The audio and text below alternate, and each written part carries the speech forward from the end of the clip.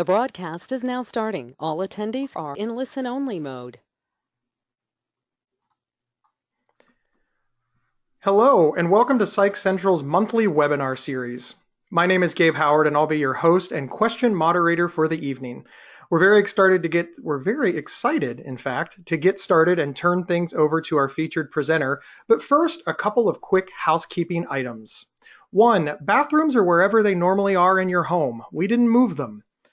2, we cannot see or hear you, so please don't worry about that. You are free to do as you please, and it won't interrupt the presentation. Questions are encouraged and will be answered after the presentation. However, you may type them in at any time during the presentation. At the end of the presentation, I will moderate the questions and our presenter will answer them. Finally, a recording of this presentation will be uploaded to PsychCentral.com's YouTube page, which can be found at youtube.com/PsychCentral. Finally, please sit back and enjoy this experience. I will now hand it over to our featured presenter, who will introduce himself and begin his presentation, Overcoming Fear of Flying.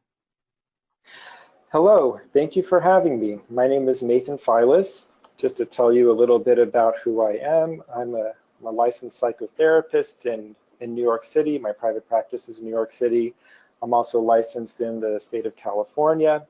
And I'm also a specialty coach. I do online specialty coaching internationally and nationally, working with people on overcoming fear of flying as well as on other things.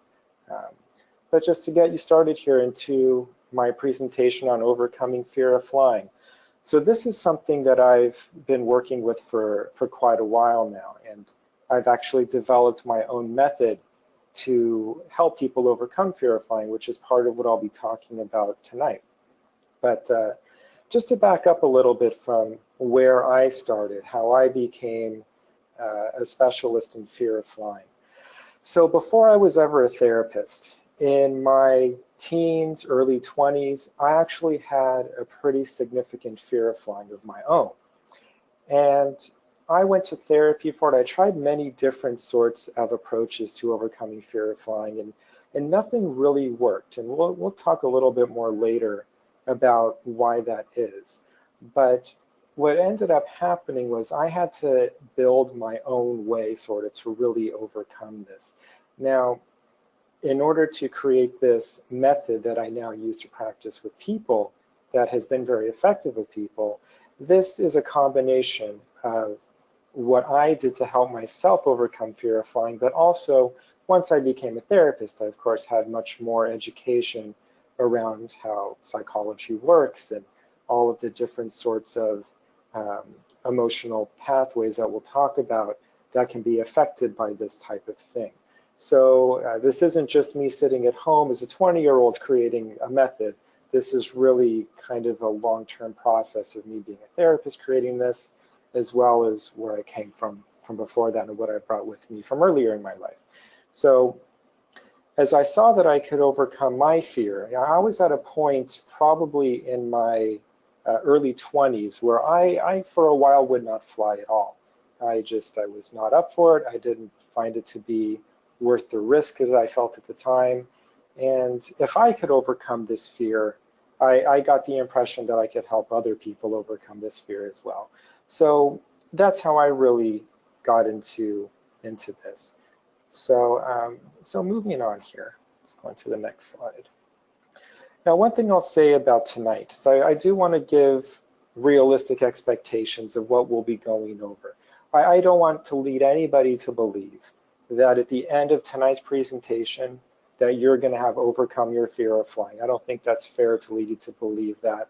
But what I do hope will happen through this presentation is that you'll be able to understand how to tackle this issue for yourself, that you'll understand that it's not as simple as just going to any random psychotherapist, that it's not just as simple as picking out a CBT therapist and they'll get you completely there.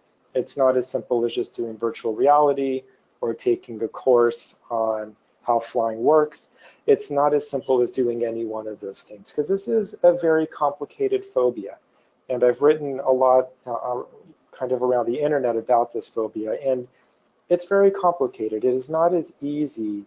I don't want to make it sound like any phobia is easy to cure, because of course phobias are not easy to cure, but it's not going to be treated the same way as, let's say, overcoming a fear of snakes. There's a very different component to fear of flying and how ungrounded you are up in the air, 30,000 feet or so up in the air. And dealing with that emotional and physically ungrounded nature of flying creates a lot of extra anxiety that's it's not very easy to overcome. So we're going to get into that.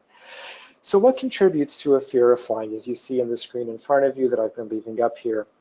Let's start with environmental upbringing. Now, the first thing I want to say is just because you have a fear of flying doesn't necessarily mean that you fit into every single one of these categories. You may not. This is not a perfect science. This is tendencies that I have seen over time in working with people in this issue, things that have shown up that when we have worked on these underlying issues that they have helped. So it's really noticing tendencies and how they have worked for people. So I don't want you to think that just because you have a fear of flying that you fit everything you see on the screen. So environmental upbringing. Now, if you grew up in an environment where it was difficult to trust your safety. Now, this could be an environment of fear and chaos if you grew up not knowing if you were going to be spanked every day or if there was abuse, whether physical or otherwise, if there was neglect, any threats of harm, if your parents were substance or alcohol abusers, if there was any general feeling that your parents didn't know what they were doing. And this may not have been conscious to you. This could be all unconscious process. We're talking pretty deep unconscious stuff here. You're not going to sit in an airplane feeling like you're afraid of flying and then think to yourself, wow, this is because, you know, my parents used to neglect me, or this is because my parents were using drugs or anything like that. It's not going to be so conscious, most likely. But if there was a chaotic or a fearful environment in your upbringing, this can often make it harder for people to be comfortable when flying. Now, going on to the next part of environmental upbringing is trust.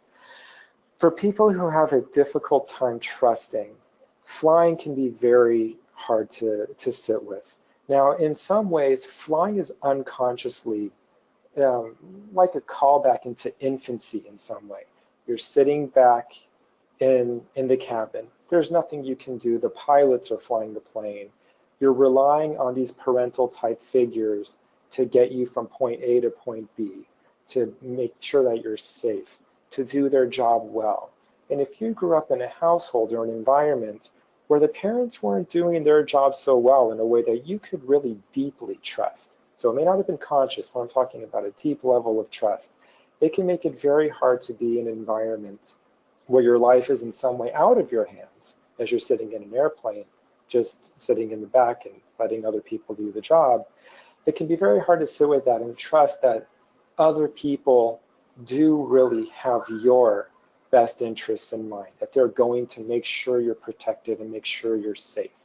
So environmental upbringing can be a very significant factor with fear of flying. So moving on now to major life transitions. How this contributes to fear of flying, it's very interesting. You know, I work with a lot of different people in this phobia, and something that seems to happen, I don't want to say fully across the board, but it happens often enough that it's worth mentioning. If someone will say to me, you know, Nathan, I was never afraid of flying. I was not afraid of flying until about 7 years ago, and I have no idea why. And I'll ask, you know, what was going on 7 years ago? And so, you know, nothing really bad. I mean, my dad died, but you know, aside from that, you know, really everything was pretty normal, pretty routine. Aside from losing my dad, and you know, there will be these things, whether it's a loss of a parent, an illness of a parent, or a close loved one. It could be a sibling. It could be anybody close in your family life. It can be marriage, even having children. In fact, having children is a very common one that can start a fear of flying for people who didn't have a fear of flying previously. It can be going from school into the real world after graduating college or grad school. It can be a change of career. And what all of these major life transitions have in common is that they stir anxieties. They basically lose your safe, grounded footing. You were safe and grounded before that. Your life was going a certain way for a certain amount of time. You had the stability of parents around you possibly, or you had the stability of school, or you didn't have the responsibility of raising children, having a marriage, all of this stuff. And when these changes happen, it's almost like your place in the world has consciously and unconsciously completely changed. And it loses your safe footing. And for many people, this can actually create anxieties that didn't exist before. And it can very much relate to anxieties regarding mortality. And when people have a concern about mortality, fear of flying is one of the easiest places to go. And it's a very unconscious process, but it does very much happen. So moving on, let's move on to TVs and movies, or TV and movies and media. So there's actually a very big contribution from TV, movies, and media with fear of flying. Now, with movies and TV, we'll just start there and we'll go to media next. Movies and TV often have scenes where there is a flight disaster. In fact, I almost feel like the majority of the time where I see an airplane scene in a TV show or in a movie, I feel like the vast majority of the time it goes into some sort of disaster that may not be realistic in real life. So the point is, anyone who's writing a TV show or writing a movie, they can basically create anything that they want, and they can make it look very real. So even though a lot of things may not realistically happen the way that you see it in a movie they can certainly make it look very real, and it can actually cause the fear of flying to become much greater, because it starts to feel like that these things can actually happen, and that safety is almost the less usual, and that the lack of safety is the norm. So now moving on to the media. Now, the problem with media is that they make a story out of everything that involves an airplane. So if you see that there was a plane that diverted to a different airport because an oil light went on, you're going to see a headline about it. If you see someone screamed in the middle of the flight or got up and ran around and made a scene on an airplane, the flight might have still been safe. It might have still landed just fine, but you're going to see a news report making it look like something very scary just happened in an airplane. You hear about major turbulence. Now, major turbulence, obviously, it's not going to be comfortable. It's going to scare a lot of people, but the point is the plane still lands, and you're still going to see a story about it. So the news and the media definitely plays a role along with movies and TV shows when it comes to fear of flying.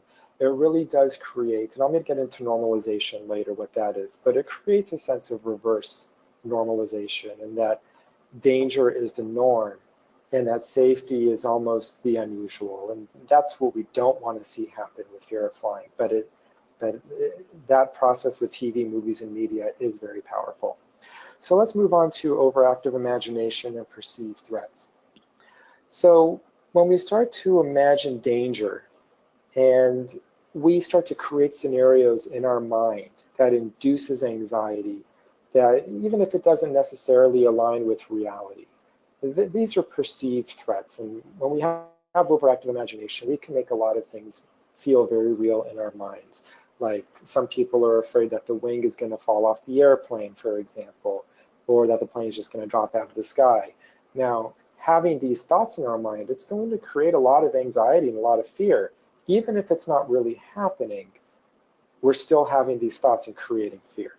So if we're sitting, for example, if we're sitting outside having a picnic and you think, oh my goodness, a bear is about to attack our picnic, and you really make yourself believe this, you're going to cause a lot of fear.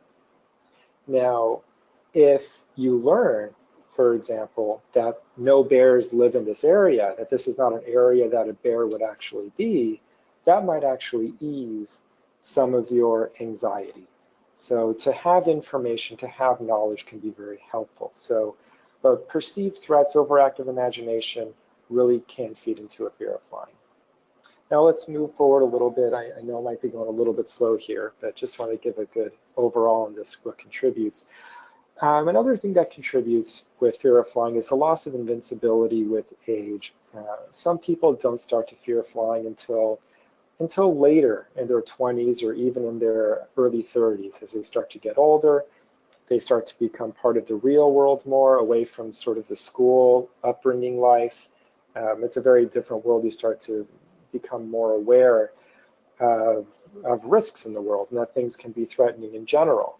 And this can often translate into fear of flying, where I'm no longer invincible. Things can actually hurt me in the world, and people who used to fly very comfortably now don't fly so comfortably anymore. And the last one is adverse flying experiences. And when I say the last one, this is the last one I'm putting on this list. It doesn't mean that there may not be some other contributing factors to fear of flying, but these are the main things that seem worthwhile to highlight tonight. So adverse flying experiences, people who were completely fine with flying beforehand, had some sort of experience with flying, whether it was extreme turbulence, maybe they experienced a drop of much greater than they would have expected, what maybe some people would call an air pocket, maybe a bumpy landing. It could be various different things, flying through a thunderstorm and just knowing what was going on. And even if the flights were actually completely safe, the feeling may have been that there was something very dangerous that happened and that they were very lucky. Even if it wasn't just a small lucky thing and they were completely fine, the pilots knew what they were doing, it still could be internalized as this was a very scary experience. And so adverse flying experiences can stay with people and create a fear of flying. So fear of flying personalities, this is once again, like I was saying before, this is sort of tendencies. You don't necessarily fit into each one of these. Just because you fit into these doesn't necessarily mean you fit into all of them. But these are just types that I kind of see patterns with when it comes to having a fear of flying. Now, people who like to be in control. Being in control is, for some people, is very helpful. It's very emotionally helpful. And when you're flying, sitting back in the cabin, you don't have a whole lot of control over your environment. There isn't much that you can do. In other words, if there is turbulence, for example, you can't just stop the turbulence from happening. And you also can't just leave the environment. You can't just say, I've had enough of this turbulence, I'm going to get off the plane now.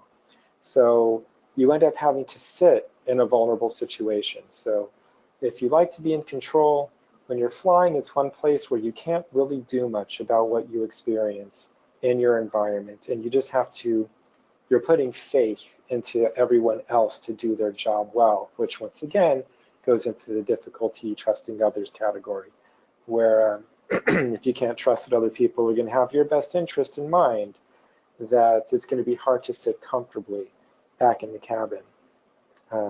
People who are fixers, once again, when people in their daily lives, if something comes up that needs action to be taken, there are people who are very good at solving problems. They feel better by being able to make the problem go away, that's what they thrive on. But once again, sitting on the plane, you can't really make the problem go away. You just have to sit with it and wait for it to play out, and you hope that you're going to be okay. It's a very hard thing for people to do when they're used to fixing problems. People who fear vulnerability, just as I mentioned a minute ago, that the common denominator to all of this is the vulnerability that you're sitting with. So it's very hard to sit with vulnerability, and basically you're left on your own to sit with your emotions when you're flying. And that'll take us, let's get into the next thing here, the balanced flying method. Now that's the name of the method that I created for helping people overcome fear of flying. And there are 4 components to it. Now, if you look at the right, you see this sort of crossroads, and that's just a sort of visual representation. Now, if you look at the middle here, where the intersection is, let's just say that this is where fear of flying happens, and there are these 4 roads, and they all lead to the fear of flying. So if you lack, for example, normalization coming from this direction, or if you lack some education about flying and how airplanes work coming from over here, or if you lack the ability to emotionally regulate, or if you haven't resolved underlying causes, there are all these different ways that can feed into fear of flying. And it's not just one thing to resolve is the point. There are four main roads that, from what I've worked on with people, if you're addressing these four different angles to fear of flying, then you can overcome it. Now, why is it these four angles? Why is it normalization, education, tools and techniques, and underlying causes? They all hit what I call different frequencies, psychologically and emotionally. So what I mean by frequencies is, what we'll talk about in a second here, subconscious mind, conscious knowledge, emotional, physiological, unconscious, emotional, and relational. And I know this doesn't make sense quite yet. It will, hopefully, in a couple minutes here. But there are all sorts of different frequencies in your mind that if you're not addressing them, you're leaving something open. You're leaving something vulnerable to the fear of flying. You might have the normalization part covered, but if you don't have much flying education, you could still feel a great deal of anxiety from the perceived threats that you've been creating in your mind. If you lack the ability to emotionally regulate, for example, how to deal with grounding, or how to deal with breathing, or dealing with the emotions that are present, it can still be very difficult. Underlying causes, as we talked about before, what could be underlying. These are all things that, if you don't deal with each component, you can still have an issue with flying. So let's move on now and talk about what is normalization. So normalization for the balanced flying method, this is what I consider to be the main thing. Now, it's not the only thing. Like I said a second ago, you can't just deal with normalization, but it is what seems to be the biggest in helping people. Without this, it's very difficult to just do the other ones and not do this one. But you also do need the other ones to accompany this one. We'll talk about that more. But flying is a very routine thing, and it's hard to even explain how routine it is. But anywhere from 80,000 to even over 100,000 flights per day take off and land. And when you don't experience this routine nature of flying, your brain doesn't quite understand it. Your brain doesn't understand that this is normal. Now, there are many things that we do as people in our daily lives that we've normalized. They're risky. Some things are very risky, like driving a car, for example. But I'm willing to bet that most of you listening to this probably don't have a panic attack before you get into your car. And the reason isn't because driving is totally safe or that there's 0% risk, but it's because you have done it for so long in your life, for so many years probably, that your brain has sort of said, okay, we know there's nothing really to be in danger of because I've done this so many times and I've been okay. Now, your brain knows on some conscious level there's danger to driving, but deep down on the unconscious level, your brain, and like it says right here in front of you here, that normalization deals with subconscious. It's not dealing with your conscious mind. We're dealing with what's going on in the background. And in the background, what your brain understands is, okay, we've done this so much for so long and we've been okay. Here we are, we're still alive, and I've driven every day, so I'm not going to get all out of shape over driving. Same thing goes with eating. Same thing goes with crossing the street or showering. Your brain maybe understands consciously, yeah, it could be a little bit dangerous. You could even, something could happen even while you're eating, but you don't panic beforehand because on a deeper unconscious level, deeper subconscious level, your brain understands, we've done this stuff every day. I've showered, I've eaten, I've crossed the street, I take walks outside, I've gone up and down stairs, and I've done this and I'm still here, I'm still alive, I'm still okay. So I don't need to get upset. And so what we're trying to do with normalization here with flying is to get the subconscious part of your brain that deals with normalization to understand with flying that, flying happens every single day. Planes are constantly going in and out. They're taking off, they're landing, everything is okay, and there's really nothing to see here either. So, and, that's a big part of the exercises and things that I do with this method, is training the brain for normalization purposes, so we can understand this in a similar way as your brain understands other things that are already normalized. So now passenger education. Now, as you see here, this is more related to conscious thought and knowledge. Now, you probably have heard at some point in your life that, conscious thoughts, statistics, things like that, those are not going to resolve your fear of flying. Now, that's true. If you just sit down and look at a bunch of statistics, it won't resolve your fear of flying, most likely. I'd be very surprised if it did, but if it did, that would be wonderful. But when it comes to passenger education, what you're trying to do here is to dispel perceived threats. Now, you can do all the normalization in the world, but if you're still telling yourself stories that the wing is going to fall off the airplane or that the plane is just going to drop out of the sky, then there's still going to be quite a bit of anxiety that you're going to have to deal with. So having some passenger education, understanding the sounds and sensations that are going on, understanding the nuances of flying, how airplanes work, things like how turbulence works, what's really going on. This may not cure your fear of flying on its own, but in combination with the 4 components of the balanced flying method, in combination with all of this, it does its job to help your conscious thought process be a lot more relaxed. So you're not going to create as many perceived threats when you understand how the environment around you is actually working. And that's what this will do. It does its part to close off that road. We're okay. There's all this stuff that could scare me if I think about it this way, but knowing the information about this road doesn't bother me so much anymore. I get how this works. I get how that works. That's the point of the passenger education stuff, and it is valuable. It's just not quite as valuable if you're only doing that. Okay? So now tools and techniques. What do I mean by tools and techniques? This component is all about emotional regulation. Now, this actually serves many purposes. Now, I do want to start this by saying that on their own, tools and techniques, it's not going to cure your fear of flying. Now the normalization and the passenger education, those two are the biggest, I would say, the biggest parts of the balanced flying method. But these next two, tools and techniques, and the underlying coming up next, these are also very important, but in different ways. So tools and techniques. Now, doing breathing exercises, this definitely will not cure your fear of flying. Now, the point of doing breathing exercises, and that's just one of the types of tools and techniques. There are various different types, grounding exercises and other things. But the point of doing these kind of emotional regulation techniques, it really has served to help people with anticipatory anxiety, leading yourself into an emotional environment of calm.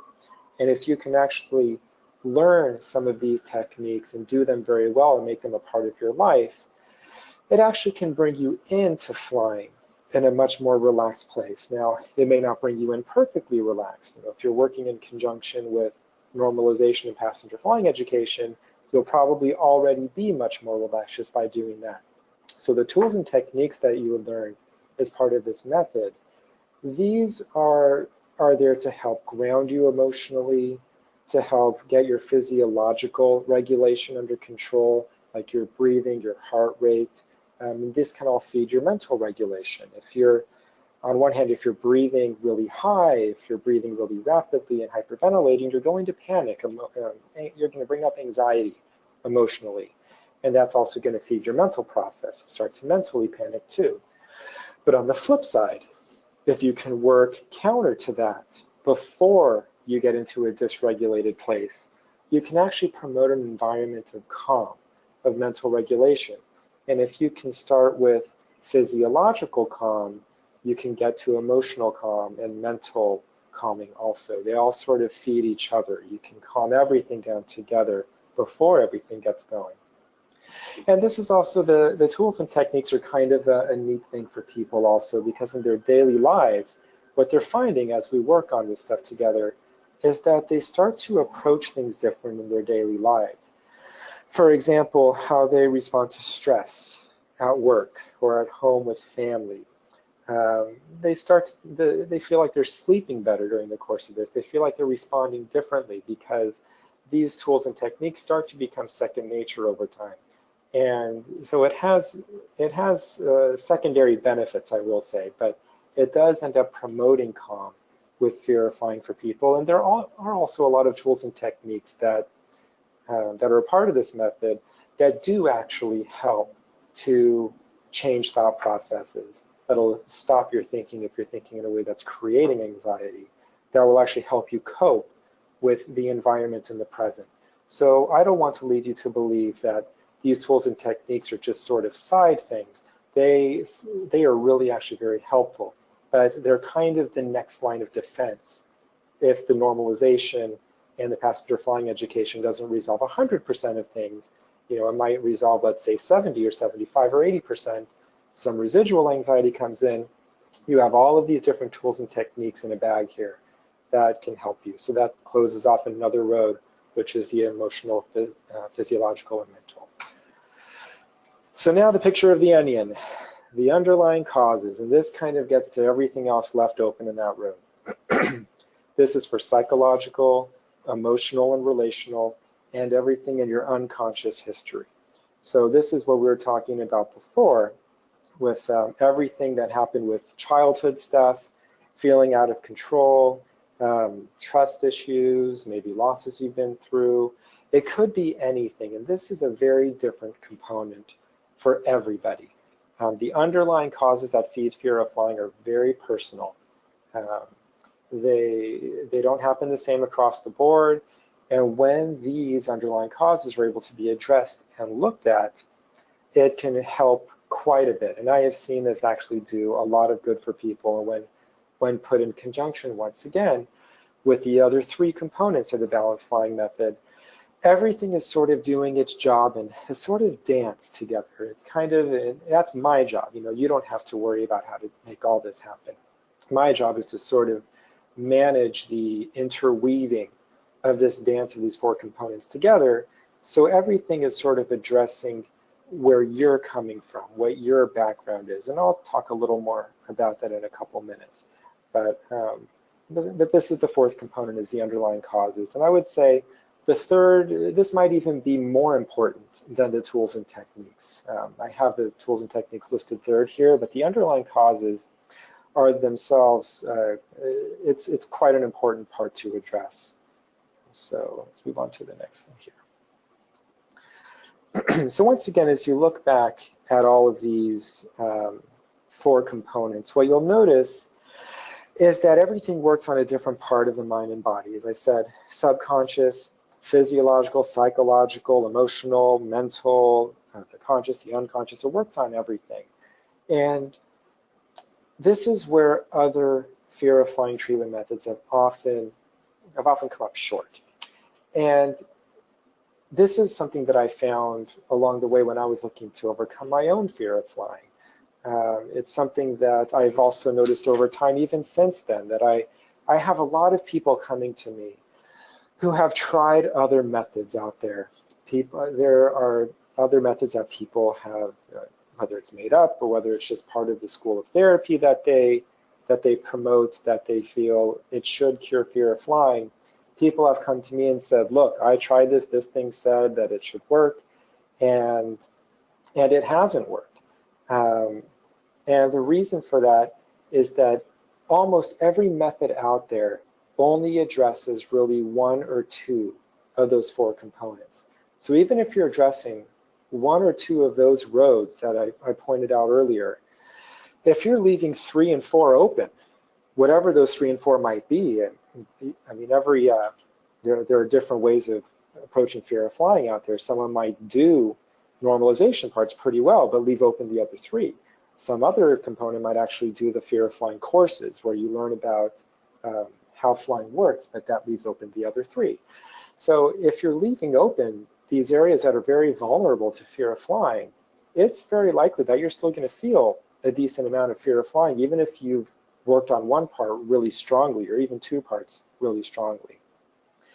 So just to name a couple of other things out there, cognitive behavioral therapists like to use desensitization and exposure therapy, which can be pretty effective to some degree. The problem is, nowadays you can't get past security, so you can't even take someone onto an airplane, let alone be able to get onto an airplane every day to provide the amount of needed exposure.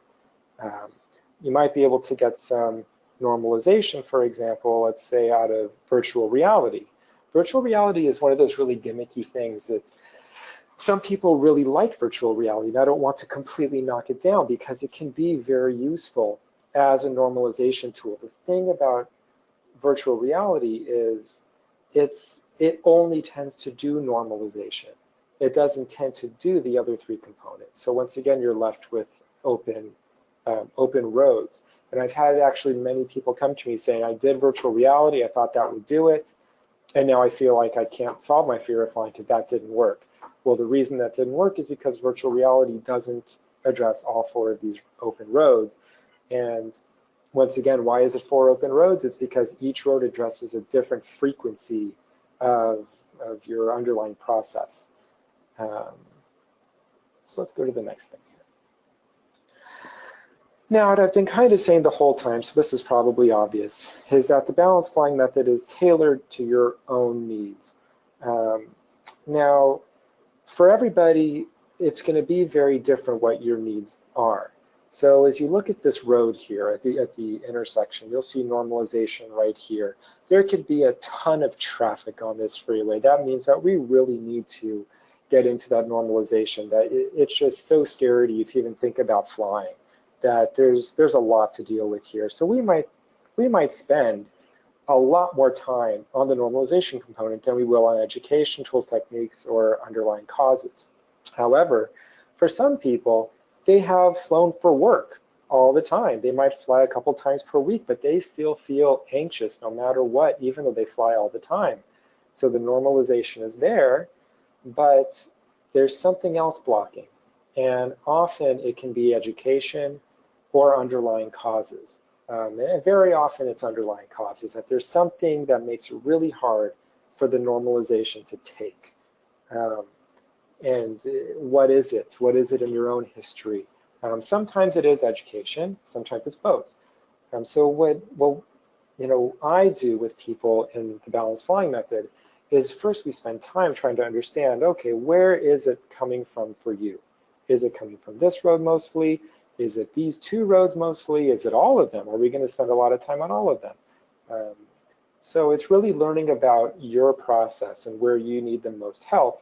And that's where we spend the most time. And that's what makes this an effective approach, is that there are some very concrete parts, some exercises in normalization and tools, techniques, and education that are very set.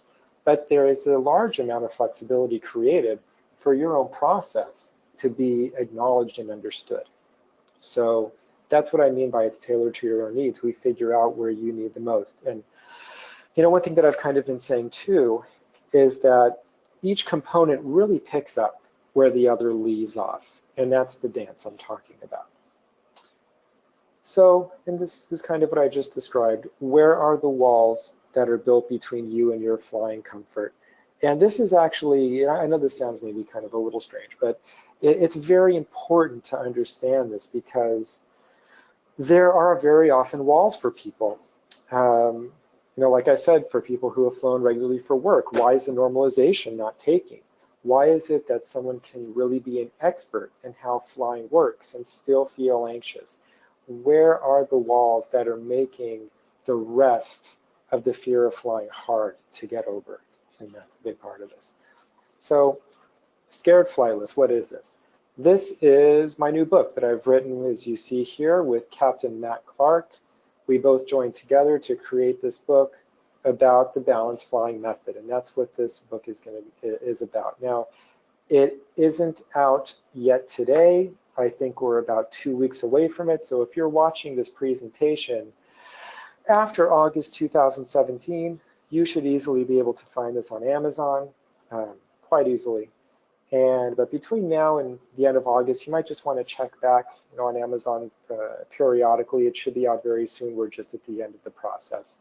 but it is a book about the balanced flying method, and it does go through the exercises. It goes through many, Captain Matt Clark, he is an airline pilot, an active airline pilot, and there is a lot of information from him. And it really, this book brings together what I will admit, it's 3 of the 4 components. The 4th component that you can't do, obviously, in a book is the part that's personalized to you. So there are some parts that are missing, and that's to be expected. But this will give you a wealth of information on how you can practice these exercises to actually try to take yourself there. It can also help you learn a lot about how flying works, about all of the phases of flying. It goes through the normalization. I think it'll be a worthwhile read for anybody who's here listening to this, especially if you're finding yourself interested in this or enjoying this talk. I have a feeling that you'll probably find this book to be useful. And one other thing that I'll say that I'm working on, which isn't out quite yet, but probably in the next handful of months, so this is something you may want to check back closer to October for, is I'm actually working on creating videos of the balanced flying method. So these will eventually be available on my website, where you can actually, it'll be available for purchase, but it will be videos of the balanced flying method. So it'll work you through all of the exercises. It'll take you through some of the passenger education stuff. It really, once again, it'll give you everything in an interactive sort of level, except for the underlying. The underlying stuff, the personalized normalization exercises. What you'll get from the book and what you'll get from the videos is you'll get kind of a generic, things that can be very helpful, but it won't be personalized to necessarily where you need the most work. So the normalizations won't be personalized. We won't be working on if there's underlying causes that we need to be talking about, which I still do think are very useful. Those won't be on the videos or in the book, but you can get a lot of information and a lot of help through both of those. So I hope that those will be useful for everybody who is interested in this. Check back on my website for the videos later on. You can check back on Amazon, later in August for the book. But that will conclude the presentation about how to approach overcoming fear of flying, and I'm happy to take a few questions at this point. Thank you so much. Okay, as of right now, we have 1 question in the queue, but please don't be afraid to jump in with more, everyone. But we'll start with the question that's here. How can I learn some grounding techniques? Can you recommend a book or a resource? And then she thanks you.